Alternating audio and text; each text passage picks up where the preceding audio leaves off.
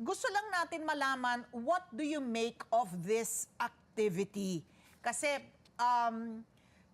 we always say na talagang nagiging mas aggressive sila at mas nagiging intrusive in this case po naman. What do you make of it, Professor?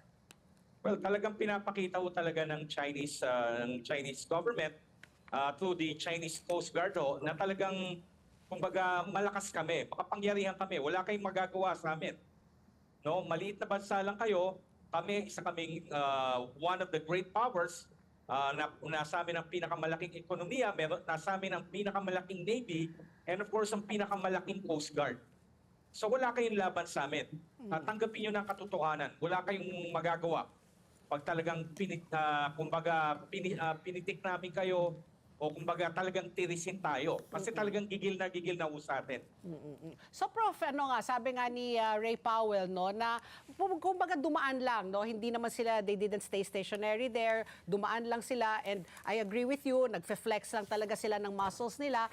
Is this a cause for alarm already? And sabi mo nga, gigil na sila. So ito ba dapat ikabahala na natin? Is this a cause for alarm? Should we already cry saklolo? Ano bang dapat natin gawin na ngayon?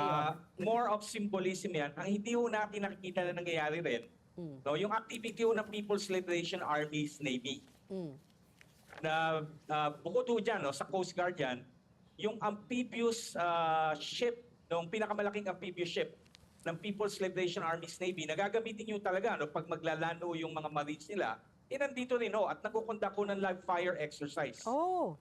Oho, hindi nakapokus ho. Dito lang ho, sa lugar na hindi ho nila sinasabi specifically kung saan. Oh. Pero malapit din ho, dyan ho din, sa South China Sea, or maaari ho sa loob na talaga ng West Philippine Sea. Oh. At nagkukondak ho talaga ng live fire. Talagang pinapakita niya na etong pwede namin gawin sa inyo. Pwede kami mag-land ng mga marines namin and we could take over the PRP Sierra Madre and of course eventually tow it away. And we will take control of Ayungin Shoal. Nandyan lang ho, nakafocus ho tayo dun sa malaking Coast Guard vessel na it's more of symbolic gesture, but this one of course is more sinister and more aggressive. Yeah, At hindi tayo nag-iisa dyan dahil nga pinasok din ng The Monster yung exclusive economic zone ng Malaysia at yung kumbaga yung Singapore-based research fellow Colin Ko. He pointed out, ang irony dito, itong si Anwar, may pa-feel good daw. Ito, I'm quoting him, chest thumping, how ang China daw is such a great friend of Malaysia. And here we have the Monster, the China Coast Guard monster ship, entering the exclusive economic zone naman. Ano to? Luconia Shoal naman ng Malaysia. Ayan ho kasi isipin nyo ho yung 10-dash line. Parang malaking dila ho yan. No? Ang pinakadulo ho ng dila doon sa shoal na sinasabi niyo, or sometimes called James Shoal. Ayun ang pinakadulo ng 10-dash line. Now, which is only about 50 nautical miles from the Malaysian province of Sarawak.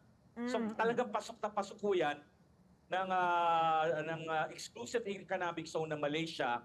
At almost every year, pag magpapadala ho sila dyan ng Coast Guard vessel, nagkakaroon ho ng ritual yung Chinese Coast Guard at manunumpa ho sila.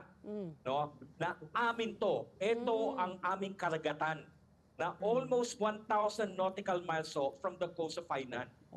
Ganun ho kapakalaki ang pananakop po talaga na ginagawa ng China. And of course, yung nangyari ho sa Malaysia, sabi nga ho ng aking kaibigan, na si Professor Colin Cole ng RSIS. Well, eto na, ginawa ng Malaysia, kumbaga in-announce na sa mundo na China is the best friend of ASEAN, and of course, pinamumukha rin sa atin ni Anwar na kayo, china-challenge nyo China, kami hindi namin china-challenge, kaibigan namin. Pero ano ho ginawa sa kanila ho? Pinamukha rin ho sa kanila. Hindi kayo exempted. Yeah. Yung portion ng exclusive economic zone nyo, sa amin yan, sa loob Pinasok din. ng 10-dash line. Hindi rin respeto. Hindi rin respeto. Ganun din ho naman ang nangyari ho sa dating Pangulong Rodrigo Duterte. Correct. Despite appeasing China, in the last 6 years, may napalaho pa siya. So, ganyan ho talaga China. Ayan ho ang lesson na nalaman ho, natutunan ho ng ating presidente at ng ating mamamayan. I-appease mo niya ng China, ligawan nyo o patulan nyo, isa lang ho matatakman ma-expect nyo sa kanya.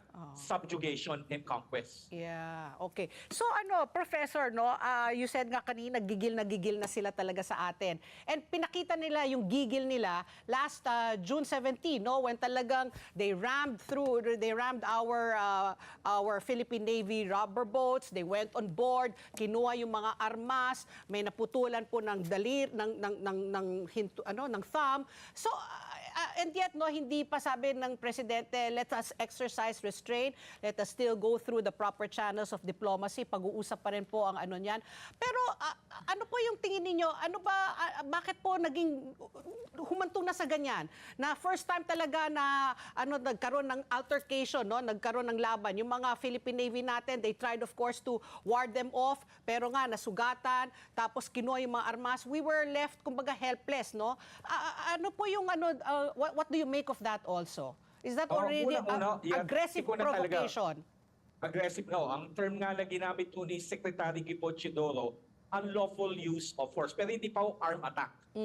No, talagang may force na. May element of force, may element of coercion, and of course, obviously, intense hostility. Una ho, kasi China was put on the spot nung nagsalita ho ang ating presidente sa Shangri-La Dialogue. Napansin nyo, kung napanood nyo yung keynote speech ng presidente natin, ang una ho talagang nagtanong yung spokesperson ng People's Liberation Army. And of course, gigil na gigil siya. Ang narrative po ngayon ng China, unfortunately, ibang mga ASEAN countries, narrative rin po to, tayo ho nang gugulo sa Southeast Asia. Kasi nagdadala pa tayo ng mga external actors. And of course, china-challenge natin itong pananako po ng China. So tayo pa ang may kasalanan ng kaguluhan. Nagkakagulo sa Southeast Asia, sa ASEAN, and dahil ito sa Pilipinas, na binabata ko yung mga external actors. Term ng abet ng China sa mga aliado nating bansa, katulad ng Estados Unidos, Australia, Japan, and India.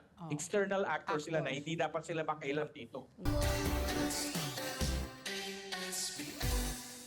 Let's get together.